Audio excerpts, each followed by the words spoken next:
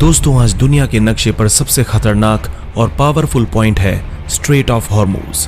33 kilometre चौड़ी इस छोटी सी जगह को कंट्रोल करने का मतलब है पूरी दुनिया पर राज करना, और इसे ब्लॉक करने का मतलब है दुनिया को बर्बाद कर देना।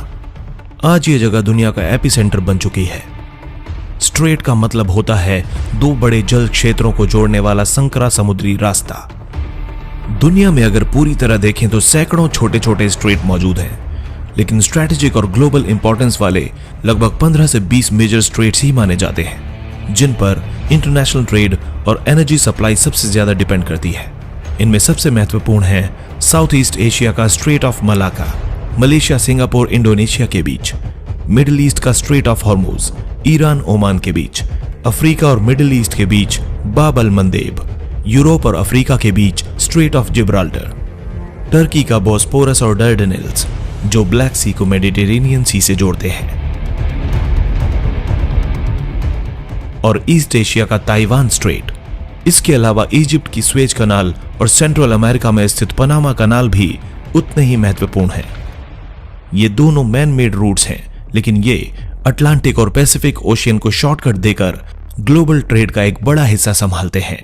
असल में ग्लोबल ट्रेड का बहुत बड़ा हिस्सा इन्हीं कुछ नैरो पैसेजेस से गुजरता है, इसीलिए इनकी संख्या भले ही सीमित हो, लेकिन इनकी इंपॉर्टेंस पूरी दुनिया की इकोनॉमी के लिए बेहद ज्यादा है। ये सब मिलकर एक ग्लोबल शिपिंग नेटवर्क बनाते हैं। दुनिया का लगभग 80 से 90% इंटरनेशनल ट्रेड समुद्र के रास्ते से होता है, और उसका बड़ा हिस्सा इन नैरो चोक पॉइंट से होकर गुजरता है। मतलब ये स्ट्रेट्स अगर रुक जाएं, तो ग्लोबल इकोनॉमी लिटरली रुक सकती है। लेकिन इन सब में सबसे क्रिटिकल है स्ट्रेट ऑफ हॉर्मुज। ये सिर्फ ट्रेड रूट नहीं, बल्कि एनर्जी लाइफलाइन है। हर दिन लगभग 17 से 20 मिलियन बैरल ऑयल, यानी दुनिया का करीब 20% ऑयल इसी रास्ते से गुजरता है। इसके साथ साथ दुनिया का लगभग 20% एलएनजी यानी नेचुरल गैस भी यहीं से निकलता है। पर्शियन गल्फ के देश Saudi Arabia, Iran, Iraq, Kuwait, UAE दुनिया के सबसे बड़े ऑयल एक्सपोर्टर्स हैं, और उनका ज्यादातर एक्सपोर्ट इसी नैरो पैसेज से होकर गुजरता है। दूसरी तरफ इंडिया, चाइना, जापान और साउथ कोरिया जैसे देश इस ऑयल पर हैवीली डिपेंड करते हैं। इंडिया अकेले ही अपनी जरूरत का लगभग 85 से 90% क्रूड ऑयल इंपोर्ट करता है, और उसका बड़ा हिस्सा गल्फ रीजन से आता है। अब सबसे बड़ी समस्या यह है कि इस रूट का कोई भी प्रॉपर अल्टरनेट मौजूद नहीं है। कुछ पाइपलाइंस जरूर हैं, जैसे सऊदी अरेबिया की ईस्ट वेस्ट पाइपलाइन और यूएई की फुजैरा पाइपलाइन, लेकिन ये सब मिलकर भी टोटल फ्लो का छोटा हिस्सा ही संभाल पाती हैं, लगभग 2 से 3 million barrel per day extra capacity, जबकि हॉर्मुज से नॉर्मल दिनों में 20 मिलियन बैरल पर डे गुजरते हैं। यानी अगर ये रास्ता बंद हुआ तो दुनिया के पास तुरंत कोई बैकअप सिस्टम नहीं है। अब बात करते हैं इसके सबसे डेंजरस एस्पेक्ट की। टेक्निकली ये स्ट्रेट लगभग 33 किलोमीटर चौड़ा माना जाता है, लेकिन जहाजों के लिए एक्चुअल यूजेबल शिपिंग लेन्स सिर्फ 2 से 3 किलोमीटर ही चौड़ी है। बीच में एक बफर जोन होता है, यानी इतने नैरो स्पेस में हजारों जहाज कंट्रोल्ड तरीके से चलते हैं। आज की सिचुएशन में ये और भी कॉम्प्लेक्स हो चुका है। वॉर टेंशंस के कारण कई जहाज गल्फ के अंदर ही फंसे हुए हैं, और कई शिप्स को सेलेक्टिव परमिशन दी जा रही है, और शिपिंग ट्रैफिक नॉर्मल से बहुत कम हो चुका है। यानी ये रूट अब फ्री हाईवे नहीं, बल्कि एक कंट्रोल्ड चेक पॉइंट बन चुका है। इस पूरे इलाके को और भी सेंसिटिव बनाते हैं यहाँ के आइलैंड्स। स्ट्रेट ऑफ हॉर्मुज के आसपास कुल लगभग 8 मेजर स्ट्रैटेजिक आइलैंड्स हैं, जिनमें से 7 सीधे या इनडायरेक्टली ईरान के कंट्रोल में है, जैसे केशम, हॉर्मुज, लरक, हिंगम, अबू मूसा, ग्रेटर तुनब और लेसर तुनब। ये आइलैंड सिर्फ जमीन के टुकड़े नहीं हैं, बल्कि मिलिट्री वेंटेज पॉइंट्स हैं, जहां से ईरान पूरे शिपिंग लेन पर नजर रख सकता है। यही वजह है कि ईरान इस क्षेत्र में स्ट्रॉन्ग कंट्रोल रखता है।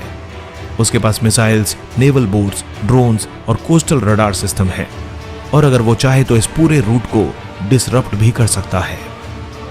अब बात ऑयल डिपेंडेंसी की। रिपोर्ट्स के अनुसार 2024 में हॉर्मुज से गुजरने वाले क्रूड और कंडेंसेट का 84% और एलएनजी का 83% एशियन मार्केट्स में गया।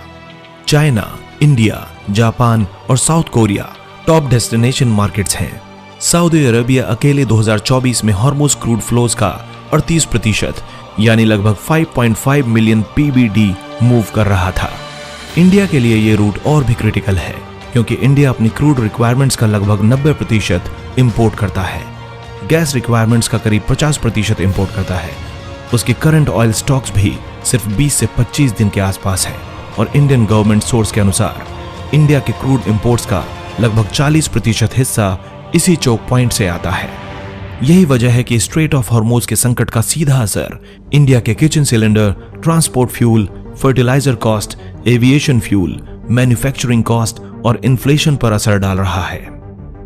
अब सोचिए अगर स्ट्रेट ऑफ हॉर्मोज लंबे समय के लिए ब्लॉक हो जाए तो क्या होगा। सबसे पहले ऑयल सप्लाई पर सीधा असर पड़ेगा। ग्लोबल मार्केट में शॉर्टेज आ जाएगी, ऑयल प्राइसेस तेजी से बढ़ेंगे।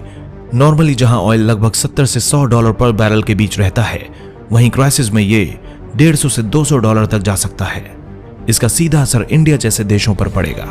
पेट्रोल और डीजल के दाम आज के मुकाबले कहीं ज्यादा बढ़ सकते हैं। पिछले दिनों ही भारत सरकार ने कमर्शियल LPG सिलेंडर पर 112 रुपए और डोमेस्टिक LPG पर 60 रुपए तक बढ़ा दिए। यह हॉर्मोज संकट का ही असर था, यानी कि स्ट्रेट ऑफ हॉर्मोज से सप्लाई बाधित होने के कारण इसका असर अब दिखने लगा है। हालांकि भारत के कुछ शिप्स को ईरान ने रिलीज किया है, लेकिन उनसे बस कुछ ही दिन का काम चल पाएगा। इसके अलावा अगर स्ट्रेट ऑफ हॉर्मोज पूरी तरह बंद हो जाता है तो इससे इन्फ्लेशन बढ़ेगी, ट्रांसपोर्ट कॉस्ट बढ़ेगा, इंडस्ट्रीज प्रभावित होंगी और पूरी अर्थव्यवस्था पर प्रेशर आ जाएगा। अब सबसे बड़ा सवाल, क्या यह कॉन्फ्लिक्ट वर्ल्ड वॉर 3 बन सकता है? सीधा जवाब है, पॉसिबिलिटी को पूरी तरह नकारा नहीं जा सकता, लेकिन अभी इसे वर्ल्ड वॉर 3 कहना जल्दबाजी होगी।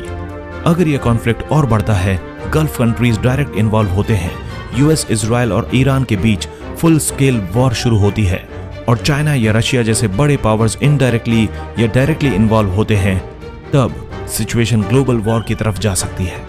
लेकिन अभी तक सभी कंट्रीज इस बात को समझ रही हैं कि फुल स्केल वॉर का नुकसान सभी को होगा, इसलिए डिप्लोमेसी और प्रेशर दोनों साथ साथ चल रहे हैं। आज के समय में स्ट्रेट ऑफ हॉर्मोज सिर्फ एक समुद्री रास्ता नहीं है, बल्कि ये ग्लोबल पावर बैलेंस का सबसे अहम बिंदु बन चुका है।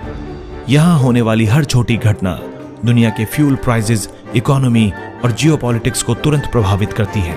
यही वजह है कि इसे heart beat of global energy supply कहा जाता है। और सच यही है कि अगर ये छोटा सा संकरा रास्ता रुक गया तो दुनिया की रफ्तार भी रुक सकती है।